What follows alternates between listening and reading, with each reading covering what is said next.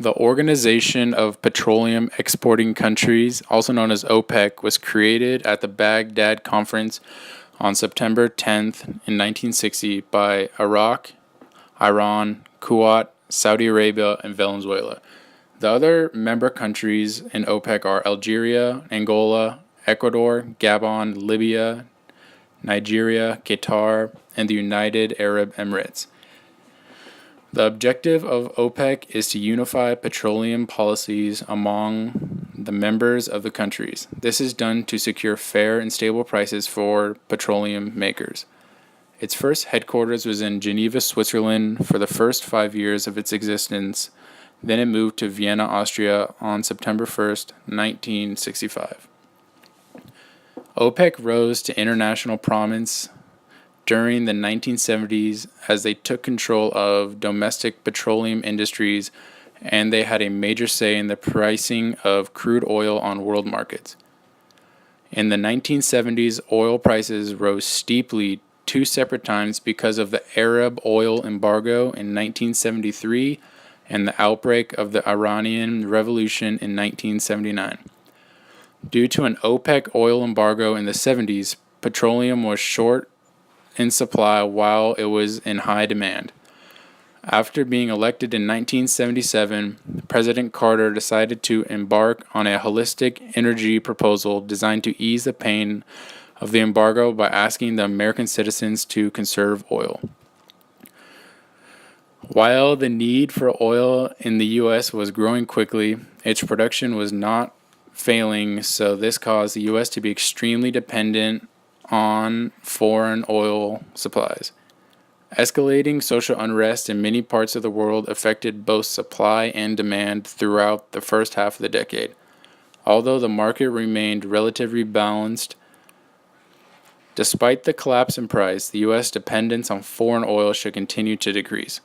Currently, the U.S. is much less dependent on foreign supply than it was a decade ago, and petroleum products will continue to play the lead role in America's energy consumption through the year 2040, according to the U.S. Energy Information Administration. California is number one with consuming over 37 million gallons per day, or 11% of total U.S. consumption, and Texas was a close second with more than 36 million gallons per day, or 10% of the total. In 2013, the U.S. was consuming 91.2 million barrels a day, which is 21% of the Earth's total. Even though the U.S. can supply with its own petroleum, some of its wells are not in as good condition as other members of OPEC.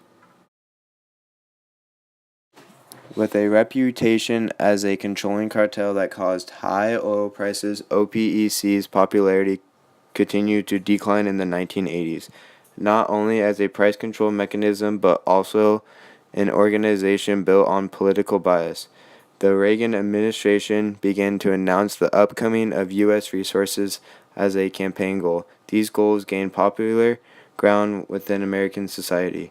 In the early 1990s, the Bush administration decided to engage in Operations Desert Shield and Desert Storm, which protected Kuwait from Iraq, a time of great prosperity from the U.S. economy to follow.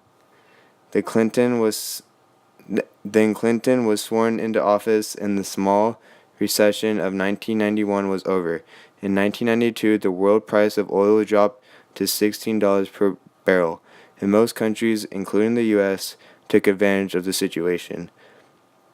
In 1998, the price of oil fell to a low $12.80 per barrel. Adding fuel to the fire with high gains with tech market, the U.S. economy found itself in a favorable position. Currently, the U.S. is faced with board questions concerning world oil policy and the influence of OPEC. All eyes are on the new Bush administration to solve, or at least beneficially manage, the oil problem for the sake of the U.S. economy. In doing so, the administration must balance environmental concerns with the dangers of being overly dependent upon foreign oil. OPEC directly influences the U.S. in world economies in a complex way. OPEC makes policy by mandating three processes: tax system changes, production controls, and nationalization of concessions. Many non OPEC producers are faced with wells that are quickly decreasing. Some major producers, such as the United States, Mexico, and Norway, have experienced a drop in production in the past years.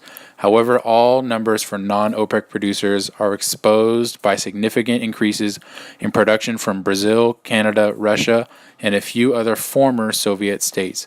McKinney of the U.S. National Association of Petroleum Investment Analysis said that the energy intensive process for extracting oil from tar sands has cut into natural gas. According to the International Energy Agency, each day the world oil market produces 77.1 million barrels and consumes 75.6 million barrels. Currently, the United States imports 56% of its oil. Purchasing oil from other OPEC countries has come to bad conclusions. For example, Americans are unintentionally funding wars, adding to the wealth of dictators and threatening U.S. national security. The oil crisis in the 1970s taught us that OPEC is unpredictable and we must take steps to insulate ourselves from price manipulation.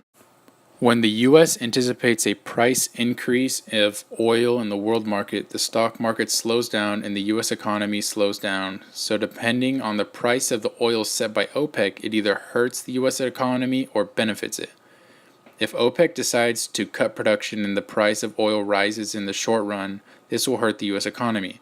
If production quotas increase and non-OPEC producers lag to fill the void where OPEC had cut quotas, then the price of oil drops and the U.S. economy will benefit.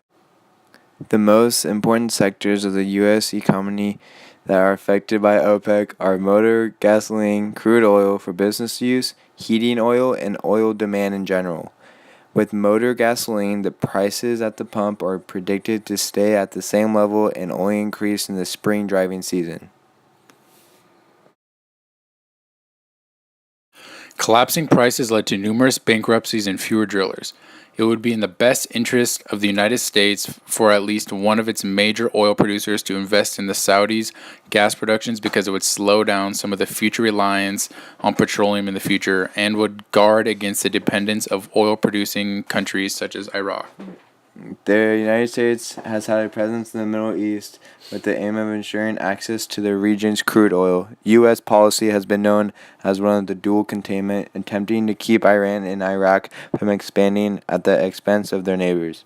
U.S. strategy should consider the security needs of the United States, allowing for us to maintain independence from foreign powers and preserve our dominance, because OPEC could threaten national security in two ways. 1. Not having enough fuel to wage a war, and 2. A major disruption in the economy caused by a sharp increase of the cost of crude oil. The Department of Energy and the Energy Information Agency predict that the average price of $20 per barrel from OPEC that exists now will remain stable, increasing only $3 per barrel, which is why the U.S. should start to invest more of producing its own oil. But if the U.S. does start to produce most of its own oil, then the U.S. citizens would have to be ready for new taxes and regulations. Another way that OPEC affects the U.S. economy is through politically motivated embargoes. Middle Eastern OPEC countries such as Iran and Iraq hold hostile views towards the United States and its close allies.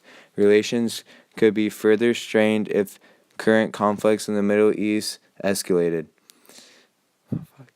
So the U.S. can and show use of its own natural resources, only use nuclear energy and solar energy for electricity purposes, and use clean coal. Also, if car companies can make more appealing fuel-efficient cars that get around 40 miles per gallon, which is already met by Europe and Japan, the U.S. would not need as much oil, so it would ease the pressure of dependency on foreign oil.